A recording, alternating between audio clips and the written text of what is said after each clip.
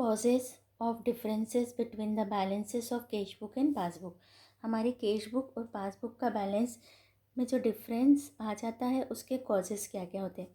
Various transaction are made between the bank and the businessman. There are number of reason which causes difference in the balance disclosed by the cash book and passbook which are kept by the businessman and bank respectively। जो bank और businessman जो cash book और passbook रखते हैं उसमें difference के various reasons होते हैं। Even if the two books are fully correct, दोनों बुक्स अपनी जगह पर फुल्ली करेक्ट होती है, then also there can be difference in the balances shown by the two. फिर भी दोनों में कुछ डिफरेंस आ जाते हैं।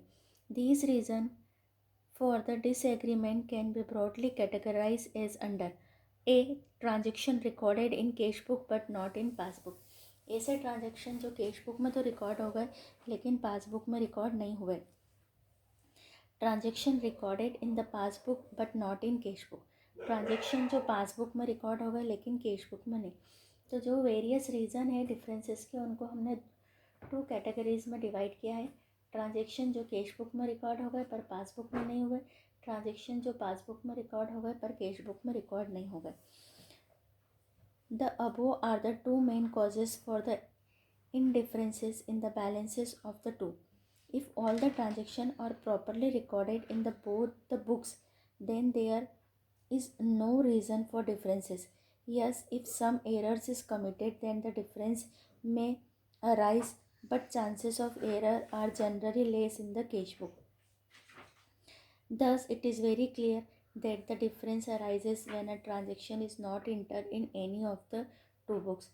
यानी मेन रीज़न डिफरेंसेस का ये होता है कि जो ट्रांजेक्शन्स है वो किसी एक बुक में रिकॉर्ड नहीं होते। अब हमने फर्स्ट लिया यहाँ per transaction recorded in cash book but not in passbook. ऐसे ट्रांजेक्शन जो कैश बुक में तो रिकॉर्ड हो गए पर पासबुक में रिकॉर्ड नहीं हुए। First, cheque issue but not present for payment in the books. Businessman ने क्या करा, चेक इशू कर दिए हैं। जैसे ही बिजनेसमैन किसी एक्सपेंसेस के लिए किसी पार्टी को, किसी सप्लायर को पेमेंट करने के लिए चेक इशू करता है तो वो सेम डेट पर अपनी कैश बुक के बैंक कॉलम को उतने अमाउंट से रिड्यूस कर लेता है। बट ये ज़रूरी नहीं है कि जैसे ही आपने चेक दिया वैसे ही कोई पर्सन वो चेक को लेकर के बैंक में चले जाएगा और उसका पेमेंट ले लेगा। एक चेक की वैलिडिटी 3 to 6 मंथ होती है। तो हो सकता है कि जो सामने वाली पार्टी है जिसको हमने पेमेंट के लिए चेक दिया वो अभी तक उस चेक को उसने पेमेंट के लिए बैंक में प्रेजेंट ही नहीं किया है। तो इसका इफ़ेक्ट ये आता है कि हमारी कैश बुक तो रिड्यूस हो जाती है क्योंकि हमने जैसे ही पेमेंट दिया हम अपना बैंक कॉलम माइनस कर लेते। लेकिन बैंक कब माइनस करेगी, जब एक्चुअल में वो चेक बैंक के पास आएगा और बैंक उसका पेमेंट कंसर्न पार्टी को करेगी। तो फर्स्ट रीज़न है cheque issue but not present for payment in the bank.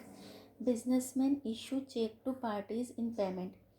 When the cheque is issued it is credited in the cash book at the same time, but bank does not make the entry at the same time because bank does not have the knowledge of the transaction unless the check is presented for payment to it।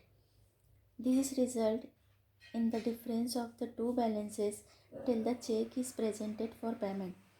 This is because cash book has recorded the payment but the bank has not made the entry। क्योंकि cash book में तो transaction record हो गया payment का लेकिन bank में अभी कोई एंट्री नहीं हुई है। तो फर्स्ट रीज़न हमारा कि हमारा ट्रांजेक्शन कैश बुक में तो रिकॉर्ड हो गया बट पासबुक में रिकॉर्ड नहीं हुआ है। Second transaction, cheque send to bank for collection but not yet collected. Businessman receive cheque, draft, hundis etcetera as payment for various parties which is deposited into bank for later collection for various other banks। Businessmen send them to bank for collection। When the businessman send them for collection, he debited the bank column in the cash book immediately by the amount। जैसे किसी businessman को कोई check, hundis, bill मिलता है और वो bank में भेजती है कलेक्शन के लिए, तो वो जिस डेट को कलेक्शन के लिए भेजती है उसी डेट को अपना बैंक का अकाउंट इंक्रीज कर लेती है। But bank does not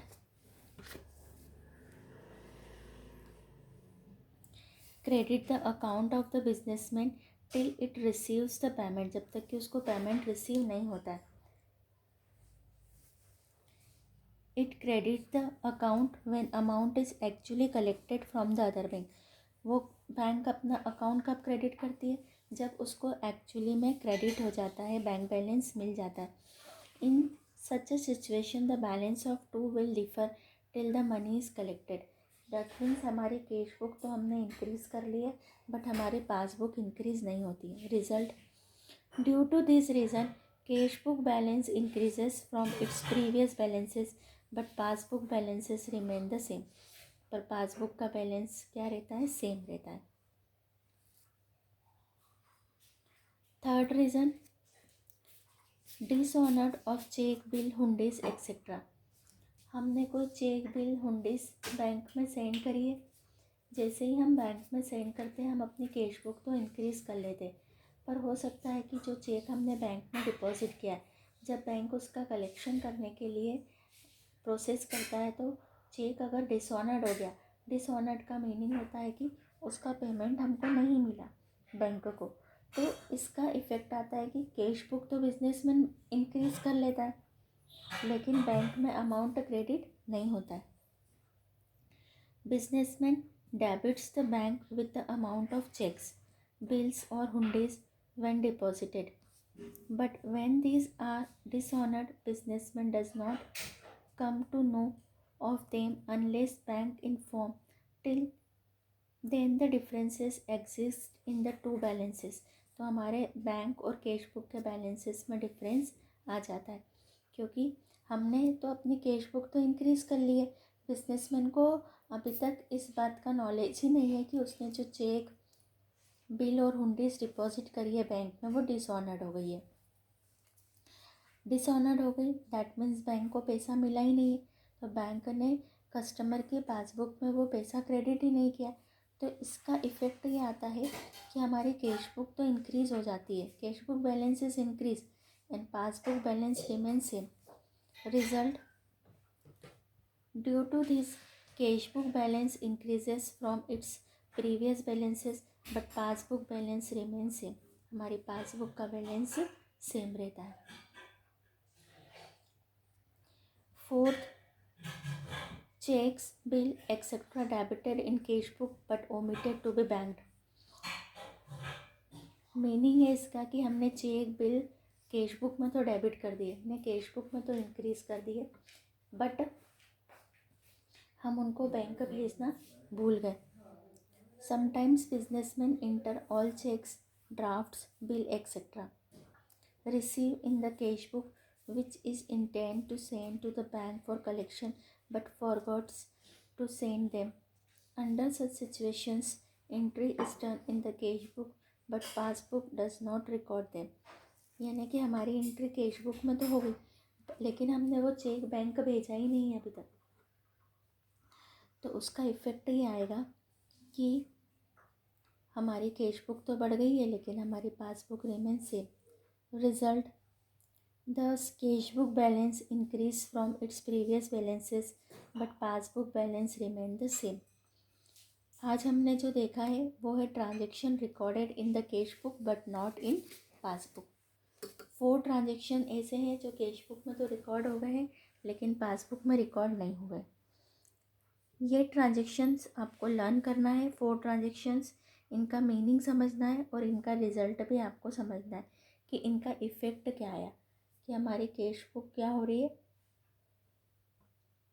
difference आ रहा है कैश बुक और पासबुक में। तो 4 ट्रांजेक्शन आपको लर्न करना है विथ रिज़ल्ट।